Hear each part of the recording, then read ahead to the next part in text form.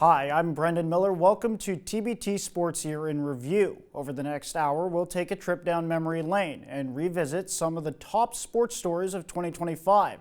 There were some big local events, some special seasons capped off, and a few disappointments as well. We're going to start on the pebbled ice, where the Scotties Tournament of Hearts returned to Thunder Bay in 2025 with fans in the stands. Of course, that wasn't the case in 2022 when we were still dealing with the effects of the pandemic. But before the big tournament could make its return, Northern Ontario rinks for the Scotties and the Brier had to be determined. That was all sorted out at the Playdowns at Port Arthur Curling Centre in January. Thunder Bay's Krista Scharf, who is still going by Krista McCarville at the time, was among the local rinks trying to qualify. Here's our report on that event from Vasilios Bellos. Port Arthur Curling Centre was packed with fans on Sunday, cheering on Thunder Bay teams in both the men's and women's provincial final. Things kicked off with Team McCarville taking on Emma Artichuk's squad from Sudbury, with McCarville looking for her 5th straight Northern Ontario title, and a trip to the Scotties next month being held in Thunder Bay. Things not going McCarville's way early. They gave up 2 in the opening end, finding themselves down 4-2 by the 6th. That's where they begin chipping away at the lead. McCarville with the hammer here. Precision delivery. They're only down 1 now. 7th end, it's Artichuk with the hammer now, but she can't convert. Just like that, it's all tied up. 8th end now, and Artichuk showing why she made it to this final with one of the best shots of the tournament.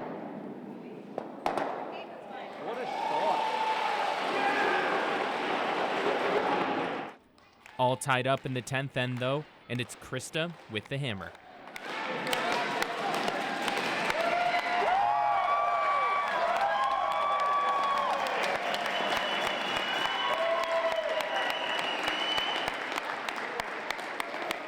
Team McCarville will represent Northern Ontario at next month's Scotties. Here's the skip speaking after the nail-biting win. The whole entire year, we've just been, dreaming that we could represent Northern Ontario at the Scotties in our hometown. And, as time goes on, you get more and more nervous, and, everyone seems to think that, we just have a bye to the Scotties, but we don't. And, like I said, so many great teams this year. We knew we had to play well. We knew we had to battle. So that minute that I won, so exciting. Over to the men's side, where Thunder Bay's David Johnston was taking on another Sudbury team led by John Epping. Very different outcome for this local team. The Epping rink was already up 5-0 heading into the 4th end, where they'd add another 2 to extend the lead. Team Johnston will get a couple back in the 5th, but the comeback was short-lived. Team Epping scores 3 in the 6th end to make it 10-2, where Johnston would concede the victory. Epping will represent Northern Ontario at the upcoming Brier. This has been a big goal of ours, our biggest goal starting the season. So there's definitely a lot of excitement, but just a big relief for us. Yeah, it's pretty exciting. This has been a different experience this week, and everybody's just been so fantastic to us and very, very welcoming and welcoming to me. And it's going to be exciting to wear the moose. So with another Scotties berth secured, it was time for the Tournament of Hearts a month later. It was clearly Thunder Bay's biggest local sporting event of 2025, and the home crowd would have loved to see Krista and company capture that elusive national title. Unfortunately, it wasn't to be. An early 4-game losing streak took them out of contention, but the local rink did still manage some great moments. Jonathan Wilson provided this recap back in February. We didn't have too many opportunities. They jumped all over all of our misses. It wasn't the start anyone in Thunder Bay expected. Krista McCarville and Team Northern Ontario fell behind early in their first 2 matches against Saskatchewan and Team Canada and just couldn't complete the comebacks.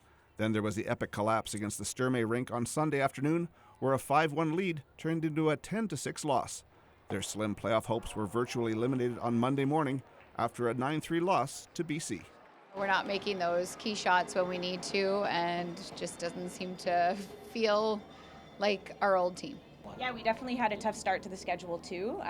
Definitely weren't thinking that we were going to be 0-4, but here we are. From that point on, McCarville's team switched their focus to getting some wins for the local fans and also turning around how they felt about themselves.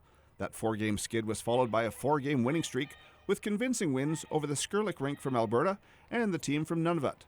Students from McCarville School were there to cheer them on during a whopping 15-2 win over PEI. And in their final win over the New Brunswick squad on Thursday, the fans at the Gardens rose to their feet to salute the local squad one last time. We had a tough start. Like, the teams we played were really strong. And we're just thankful the crowd hung in there with us. They didn't start booing us. They were still cheering right till the end. So that helped a little bit. Just having the crowd on our side has been unbelievable, knowing that they're there cheering for us, and just to have all of those people behind us is such an amazing feeling. And we don't know when we're going to be able to experience this again. We are just extra grateful, and I feel like even though we started 0-4 and it wasn't what we envisioned, I feel like we're still grateful and took in the whole experience, because there's lots of people who will never get a hometown Scotties. Those 4 wins at the end of the Scotties could help the team qualify for Olympic pre-trials in the fall.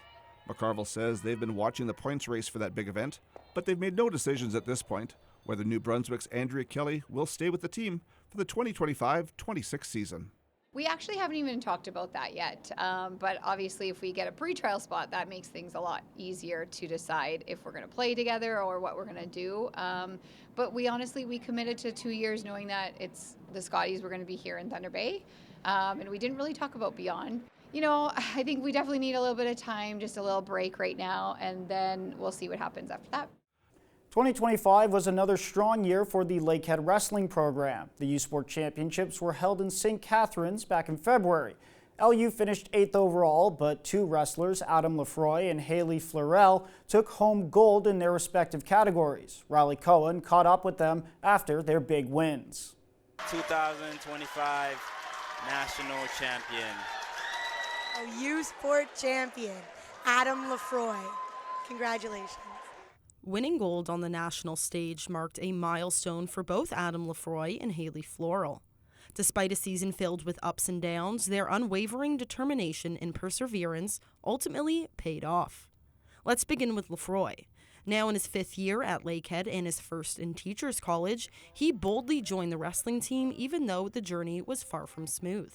It was quite a rough season. The first 2 months were very strong with practice, but then I injured myself. I sprained my neck at practice, and then I kind of tried to push through it, and I sprained it another 2 times. So I really didn't know what that would look like the rest of the season was going to look like. After returning to action with less than 2 months of training, Lefroy achieved what many thought impossible by clinching gold in the 72-kilo category. Yeah, when the time ran out, all the emotions hit me. I was so happy, and I looked right over to the team, and they were jumping up and down, crying, screaming, and they had the whole gym screaming for me, and it felt so good.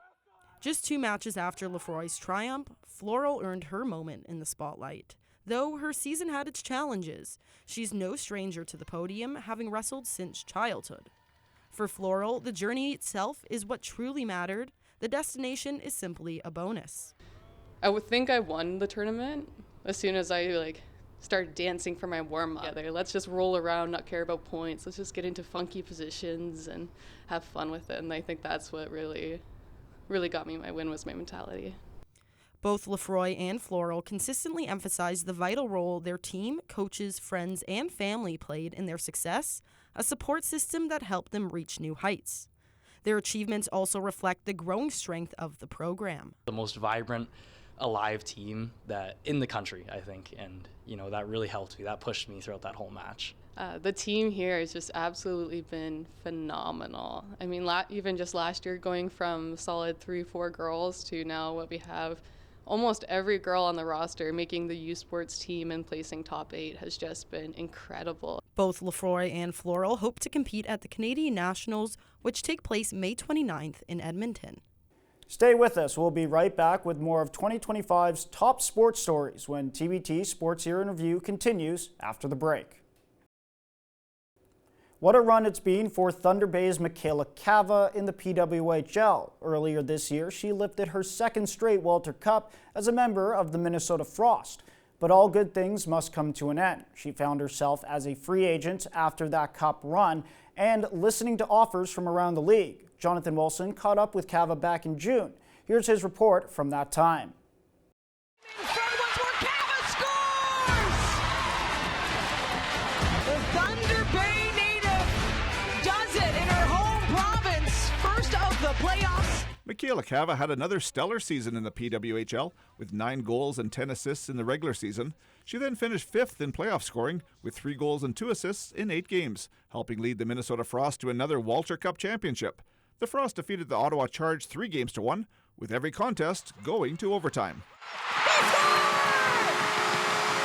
Minnesota Frost, back-to-back Walter Cup champions!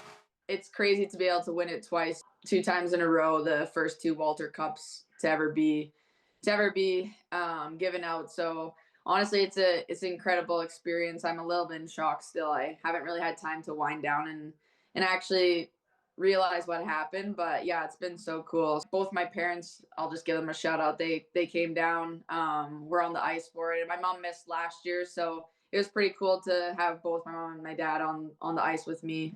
Cava says she made sure to soak up every minute of the post-game celebrations, as she knew this group would be losing some members in the offseason.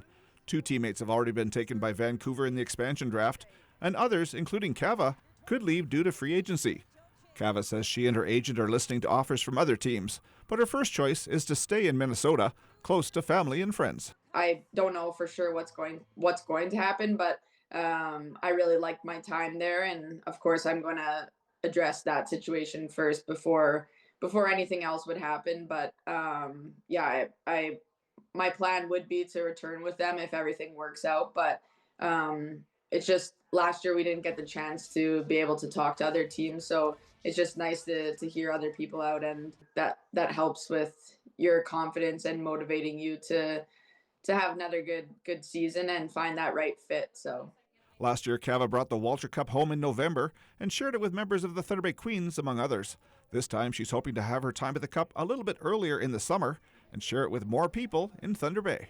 I would definitely love to figure out a way to bring it to more little boys, little girls in the city to actually be able to see it. That's a big dream of mine, to be able to do that for everybody I know. Just a few weeks after that interview, it was official. The 2-time PWHL champion signed on with the league's newest franchise, signing a 2-year contract with the expansion team in Vancouver. Here's Riley Cohen with that story. Cava, just 31 years old, recorded 27 points in 54 career regular season games with the Minnesota Frost, adding 14 points in 18 postseason contests. She played a key role in helping lead the team to back-to-back Walter Cup championships over the past 2 seasons.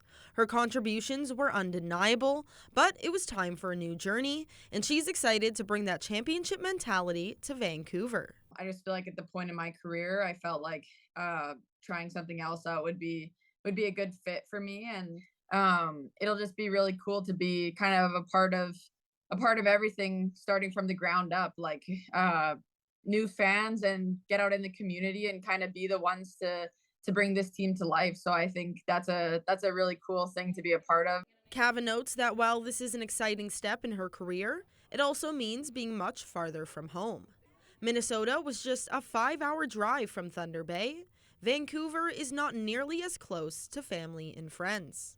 I think for sure family and friends coming down. I think my dad ended up coming to almost all the games. My mom this year was able to come to a lot more after our family dog had passed away. So I just really appreciate the times with them. It's really tough when you're really close with your family to be so far away. So I just appreciated being able to play in Minnesota. She'll also miss the teammates she built strong bonds with over the years, but she won't be the only Frost player making the move to the West Coast. I have a lot of Minnesota girls going out there, so for that, it's already a big lead for us in a winning culture. We know what it takes to kind of go that route, and they work hard on the ice. So I can't imagine that's not going to be the way that we start out as a team. So I think it's pretty exciting. This marks a major transition in Cava's career and a chance to chase another title, this time while representing a Canadian team. I think it is a little special just to be able to play for, like you said, the Canadian team. And I think the Vancouver fans are all excited to have a team out there. They showed up in their tour game, and I think it'll just be really cool to be out there. I have some family and friends already out there, and I think it'll be just awesome to see how they pack the rink for us. So I'm pretty excited. Stay with us. We'll be right back with more of 2025's top sports stories when TBT Sports Year in Review continues after the break. Welcome back to TBT Sports Year in Review. The Cam River Fighting Walleye became the SIJHL champions once again in April. What a final series it was against the Dryden Ice Dogs, with 3 of 6 games going to overtime, including the last one where Jet Mintanko scored the game winner to nail down the Walleye's second Bill Salonen Cup in 3 years. Jonathan Wilson has the story. With the score tied 3-3 in overtime of Game 6, the Dryden Ice Dogs had plenty of chances against the Cam River Fighting Walleye, but just couldn't find the net behind Fish goalie Ashton Sadoskis.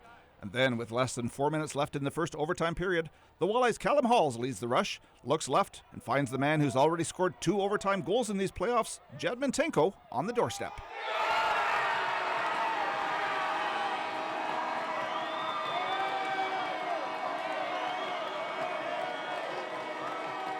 Just pure excitement. Little 2-on-1 Halsey made a great play, getting in the back door, and luckily I had the whole net. What does that goal and this win mean to you? It means everything. This year we've grinded so hard. We went through a coaching change. We've had some ups and downs. People have dealt with tons of things, and this just means the world. It's everything. It's everything we worked for the past year, the past 2 years, really. I mean, you don't put a better ending to the season than this. Sadoskis was named MVP of the SIJHL playoffs, but says the individual award doesn't happen without a great team in front of him.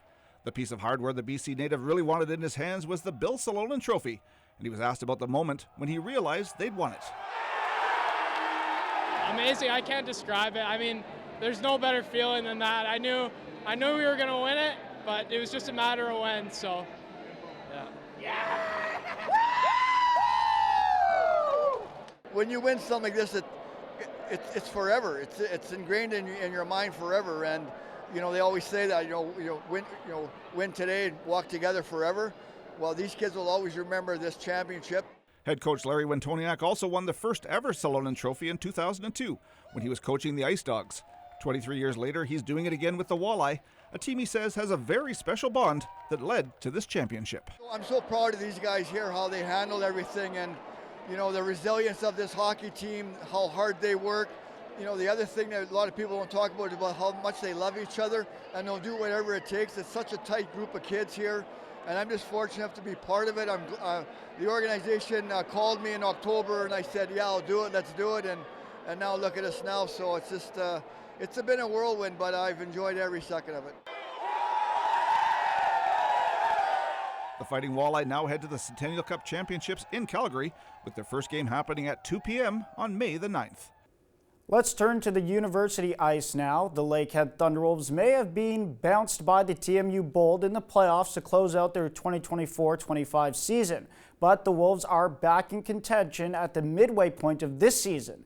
They earned their way back into the top 10 of the national rankings in November with an impressive run of 8 wins in 9 games. Here's one of the memorable games from that run, a sweep of the hated Western Mustangs back on November 1st. That also just happened to feature the annual Teddy Bear Toss for the Salvation Army. Reagan Johnson brings us the highlights. Carson Cherepek warming up for his start in between the pipes with the best goals against average in the OUA at 1.5. The Western Mustangs are looking to come back after losing Game 1 4-2. Olivier Pouliot skates the puck into the zone and rockets it past Jake McNaughton's glove, sending the Teddy Bears flying. 2,667 fans rushed to the glass, launching a fuzzy assault on the ice. The players got a little help in clearing off the ice. All of the stuffies will be donated to a local charity in the area. Luke Giannis in front of the net scores Lakehead's second of the night. Owen McNeil puts the pressure on Peters, manages to steal the puck away, sending the shorthanded goal past Cherepek, who can't stop the bar down. Western manages to crack the scoreboard, making it 2-1 Lakehead. This time it's the Thunderwolves on the penalty kill. Rookie Caden Drury slowly forcing Eric Van Imp back, who tries to clear the puck. Drury gets his foot in the way, puts it on his stick, comes around the crease, and Western stands no chance at keeping that one out. As always, tension is rising between the rival schools, and it's starting to get displayed. That aggression gets carried over into the second. Malte Hasselgren will make head contact, and Van Imp retaliates with the cross-check.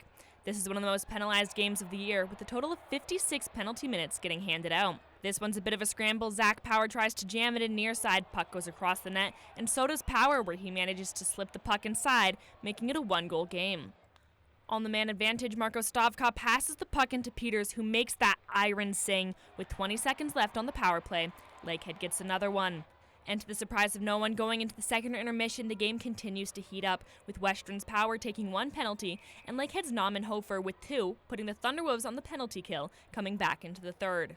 A fact that only takes 56 seconds for the Mustangs to exploit. Nicholas Yearwood has the puck fed to him, and he'll put it past Cherepek, blocker side, once again bringing Western within one. Tim Porter will draw the boarding call against Western, sending Ben Campu to the box. And at the same time, Shane Bullock will join his teammate in the box for high sticking. Following that, Western will get hit with 3 more penalties, putting Lakehead on the man advantage for the remainder of the game, unless of course they score on the 2-man advantage. A minute and 29 seconds left on the clock, Hofer nets the last goal of the game with the assist from Pulio. The Lakehead Thunderwolves round out the weekend sweep with a 5-3 win over the Western Mustangs. Well, I think it's everything. Like defensively, we break the puck quick, we go out, we stick to the game plan. We just do what Willis told us to do, and it's working. Night in, night out, consistency, like style of play, being a team that's like always on your toes, always forward checking, recovering pucks. Above all, just being consistently good. A great 4-point weekend full of energy leaves the Thunderwolves on a high note following their last home game of 2025. Reagan Johnson, TBT Sports.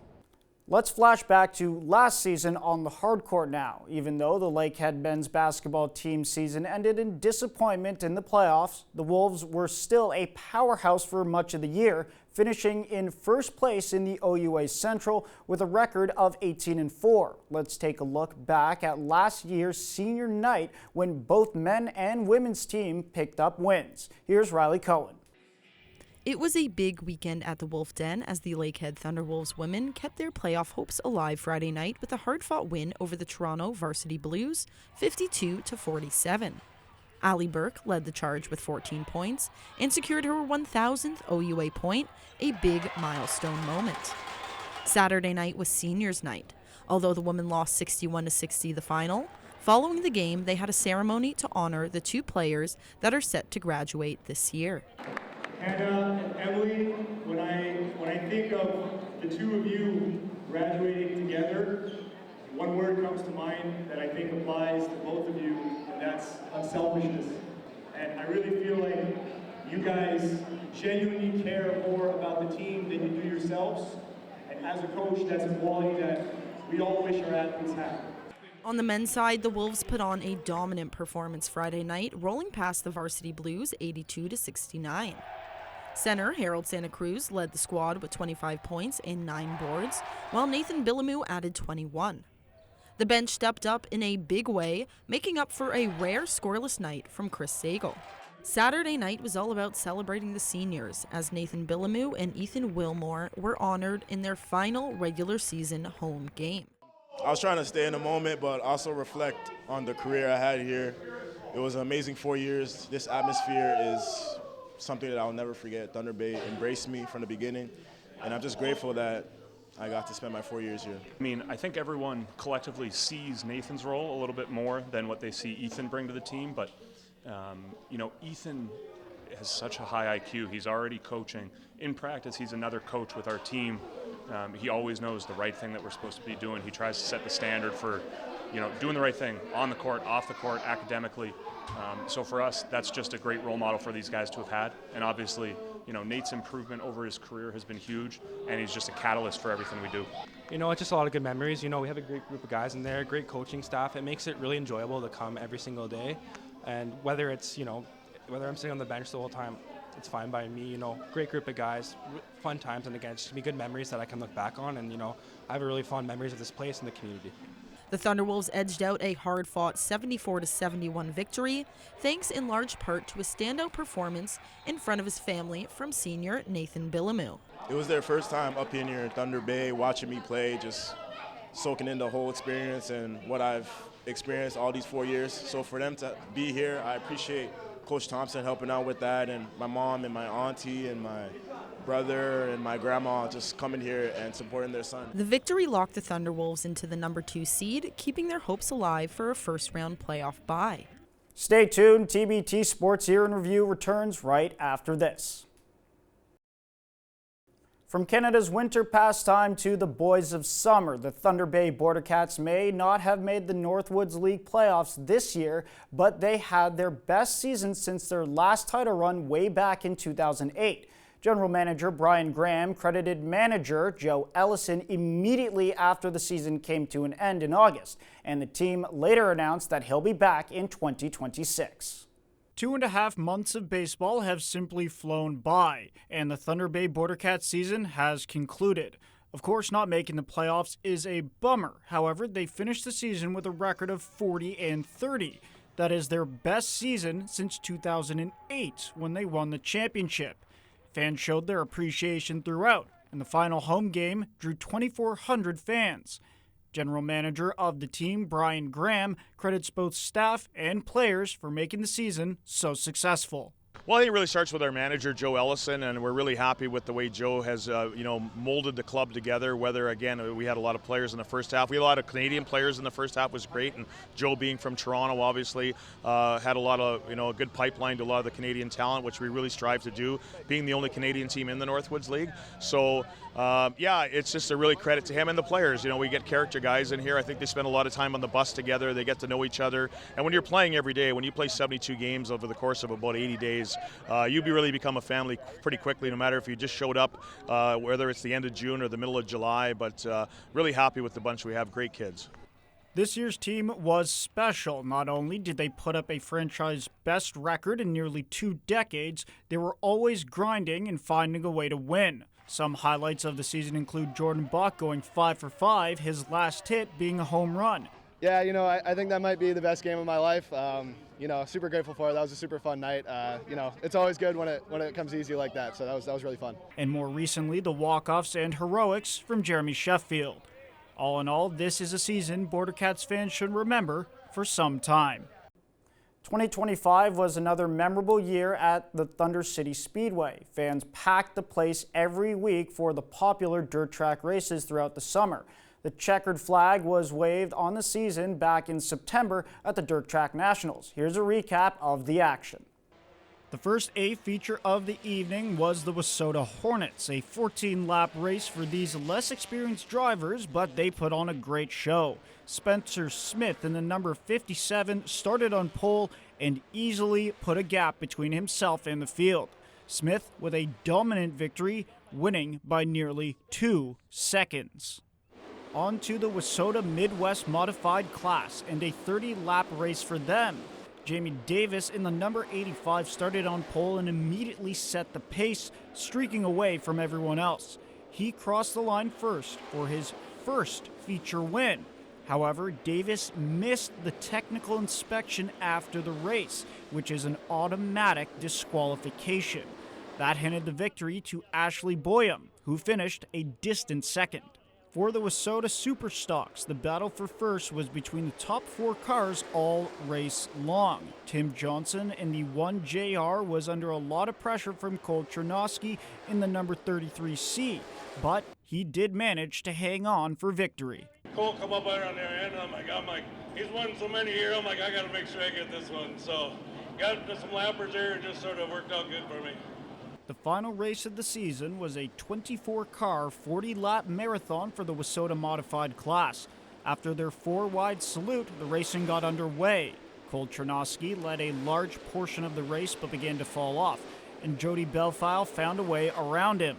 He takes the victory and says he'll be coming back to the Thunder City Speedway in the future. This MB Customs was really good today.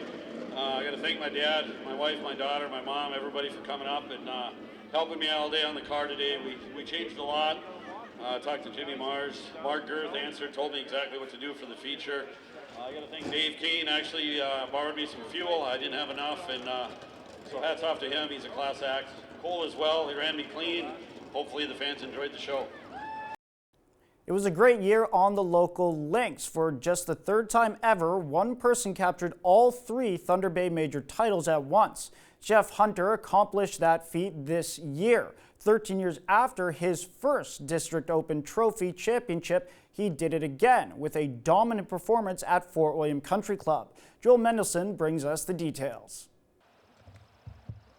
He went into Sunday with a 1-stroke lead and carded a 5 under 67 in the final round to claim the championship with a 9-shot margin, a 2-putt bogey on 18 being the only sore spot of the tournament. It was a dominant win for Hunter, who posted the lowest score in each round of the event, and a 4 under 32 front nine on Sunday allowed him to play the back nine with some caution.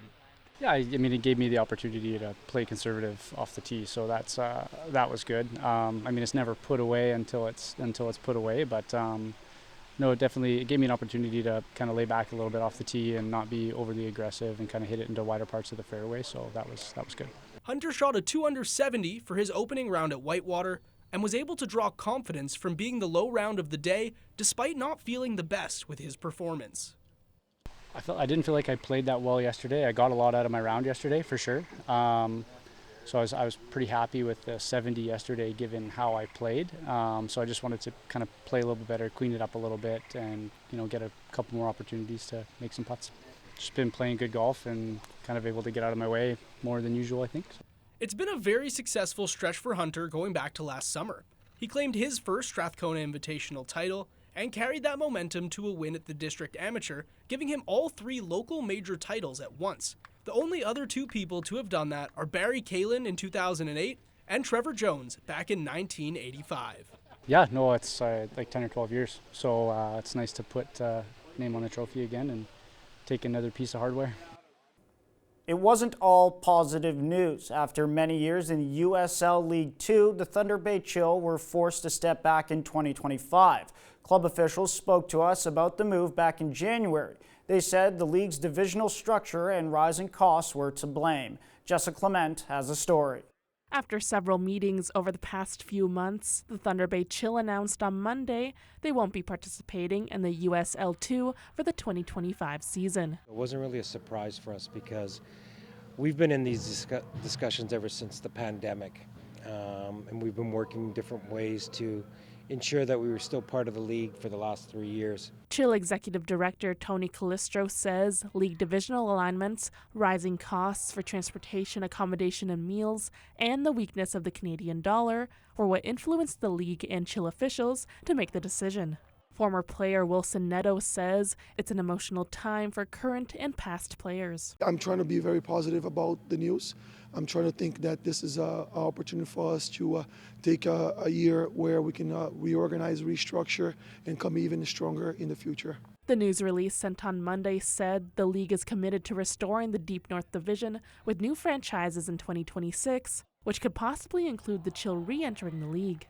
For now, Calistro says they're looking at a number of options to continue operating in 2025, including a competitive friendly schedule and certain cup competitions. We've got good relationships with teams in Winnipeg that have always come, and they're still continuing to look to come and play us. We're looking at different cup competitions, some in Minnesota, perhaps maybe our provincial cup competition, Ontario Cup, could be an opportunity. Calistro admits they are worried that some players won't return, but says it could be a good opportunity for local players. It'll be difficult to return any of our players from last year who need this league for different reasons to get maybe to the next level. But it will open the opportunity, especially for our local players, to give them a better opportunity to maybe see if they can play at this level, and this would be the year to do that. The St. Ignatius Falcons senior football team captured the Northern Bowl title this year with a dominating 33-0 win over a GTA school, Western Tech. But first, they had to win the city championship back in November. After watching their junior counterparts take home the hardware, the seniors were inspired to do the same. Joey Langdon has those highlights. The St. Ignatius Falcons are your undisputed city football champions, and they made a statement doing so. They took on Hammersholt for the right to head to the Northern Bowl. The only things that flew through the air in the first quarter were snowflakes and airplanes as the Falcons' rushing attack gets into the 1-yard line. Nolan Poirier tries to sneak. It's close, but the Vikings hold tough. Evan Brown credited with the goal line tackle. Unfortunately for Hammersholt fans, that would be their last time cheering for the night. Just 2 plays later, Jared Marshall picks up a first down, but is stripped by a peanut punch from Nicholas Kyoto.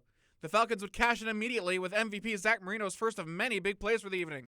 If you see all my touchdowns, all my runs, you could fit a car through those gaps. I mean, it's nothing. My touchdown that went over here, I followed Avon Anderson the whole way down the field, and he lead blocked the whole way. So it's just I mean, I'm nothing without my O-line, I'm nothing without my wide receivers, and I'm nothing without my quarterback. So that's really just it. Mateo Przuchko tack on a long field goal to end the first quarter 10-0. Early in the second quarter, Falcons have two back to receive a punt, but the Vikings punter shanks it, and everyone watched it go to the sideline. Everyone except Nolan Poirier, who alertly scoops up the ball and streaks all the way to the house, untouched and out of camera view to make it 17-0. The Falcons would eventually get at the half up a staggering 41-0. If Hammersholt wants a chance, they need a quick stop to open up the second half. Przuchko back to punt, and he has trouble with the snap. Hammersholt tried to bounce, but who else but Zach Marino not only recovers the ball, but takes it for a first down. The Falcons would ice it from there. St. Ignatius will represent the North in the Northern Bowl against the Toronto Western Tech Colts. Head coach Jason Moore told us what representing the North means to them. It'll definitely energize us, keep us focused going into OSA, and we'll use that to the best of our abilities. Zach Marino claimed MVP honors. He finished with 212 all-purpose yards, 3 touchdowns, and a fumble recovery. The OFSA Northern Bowl will take place on November 25th in Guelph, Ontario. It's time for our final break. We'll be right back to wrap up TBT Sports Year in Review right after this. Welcome back. The Northwestern Ontario Sports Hall of Fame inducted another impressive class of athletes and builders into its ranks back in September, including a freestyle skier, 2 martial artists, and a former NHLer. Max Silverstein was on hand that night to bring us the details. The Northwestern Sports Hall of Fame welcomed their 42nd class of inductees on Saturday night, as 6 new members were inducted both as builders of the game and the athletes who shaped it. Doug Robinson won multiple freestyle skiing national championships before coaching Olympians including Amber Peterson and Dale Begg-Smith. Robinson says that the induction into the Hall of Fame has allowed him to remember some of his accomplishments that he may have forgotten over the years. You know, going back and looking at all these things, there was, you know, a Rubbermaid container full of, you know, all these past memories that I managed to go through.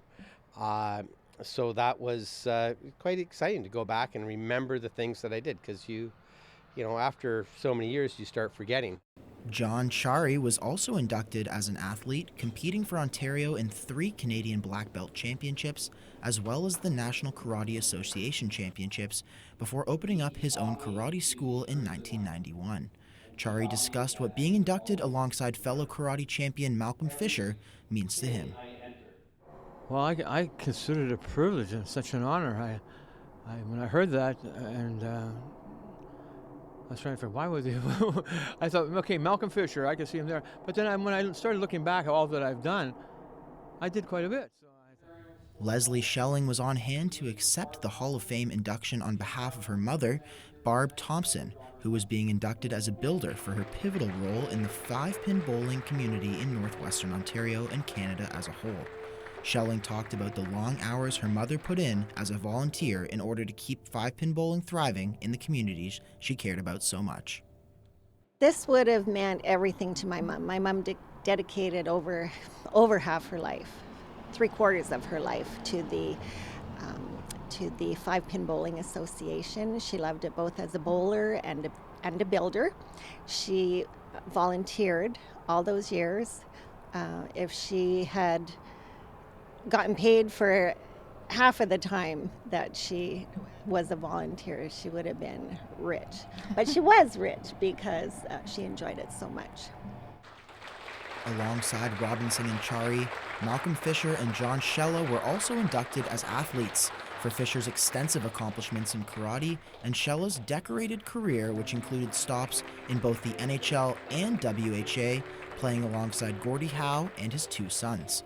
In the builders category, Don Boyd was inducted for his roles in different NHL organizations as a scout, as well as his many years of coaching in the CHL. This year's class joined a decorated group, as the Northwestern Sports Hall of Fame now sports over 400 inductees. Max Silverstein, TBT Sports. It's been around for more than 3 decades, but it's always one of Thunder Bay's marquee sporting events. The Robins Minor Hockey Classic is the city's biggest youth hockey tournament. This year's edition featured more than 150 teams. Jonathan Wilson has the highlights from 2 of the championship games that were decided way back in January. It's Championship Sunday at Robbins Tourney, coming right into your living room. The U11 AA final featured the Westport Rangers against the Westport Maroons, two evenly matched teams, and the defense and the goalies were the story. The Rangers' Luca Minella coming in, but Max Macero makes the save for the Maroons to keep it scoreless in the third period. Then it's the Rangers goalie Cameron Cook doing the same to shut down the Maroons. This one would go to overtime, and with the Maroons on the power play, the defender flips the puck down low, and it's Cade Satin with the first and second effort to put it home.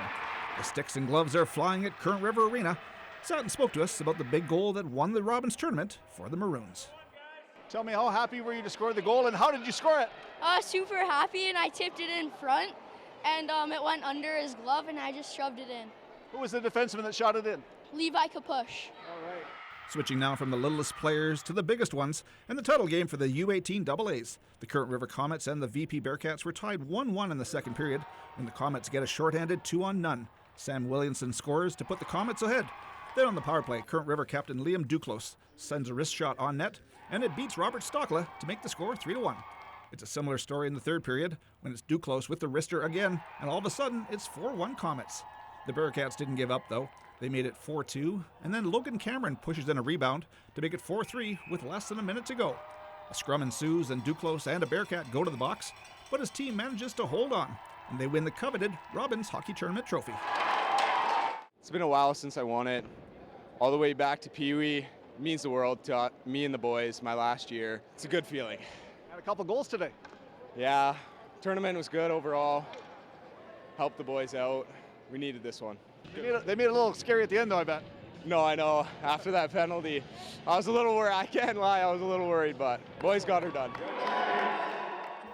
We started this show with curling at the Northern Ontario Playdown, so let's come full circle and end it with a really fun matchup from that competition. It was a family affair on the pebbled ice when Krista Sharfsrink, again they're still known as McCarville at the time, faced off against Dubinsky and Krista's daughter Bella. Once again, here's Jonathan Wilson, who caught up with them afterwards.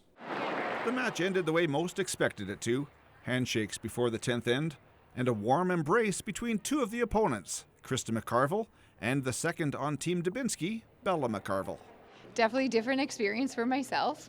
Every now and then I had to remind myself not to think about Bella making a good shot and just she's another player out there. And, obviously I always want her to make her shots and, do well for her team. But at the same time, I was thinking, I don't want her to make this shot because it's going to be a tough one for us. But pretty neat experience. Yeah, I feel the same. That was something I've never done.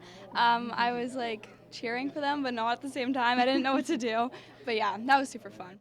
The young team, skipped by Claire Dubinsky, managed to keep the score close for most of this opening match at the Northern Ontario Curling Playdowns. The score was tied 1-1 after 3 ends, and Team McCarville led 3-2 at the break. But then the skip, who's been to 11 Scotties championships and aiming to go to her 12th, managed to score 2 in the 6th end. Then, with the score 5-3 in the 8th end, the elder McCarville needed to just knock back the Blue Stone to lie 3. It was all but over at that point. Bella McCarville says despite the 9-3 loss, she feels her team played very well against their more experienced competition. I knew it was going to be a good game. It was going to be tough. They're one of the best teams here, so we played well, and I'm proud of us. One of the best teams here. One. The Dubinsky rink comes into these playdowns after winning the Under-18 Northern Ontario title in Timmins this past weekend. And now that this mother versus daughter match is behind them, Krista McCarville says she'll now be able to cheer on that other team for the rest of the way. I'm really happy as soon as we were walking off and thank goodness that's done now because I don't want to have to think about that. And, I want to cheer on the girls and, wish them the best. And, they're here to play as many games as they can, get a lot of experience. And they played great out there. And you know what? I know if they play like that, they're going to be giving some teams a run and possibly getting a few W's. And I think that's really important for the girls right now. What a year it's been on the local sports scene, and I'm sure 2026 will have plenty of must-see highlights in store for us as well. I can't wait. Happy holidays, everyone.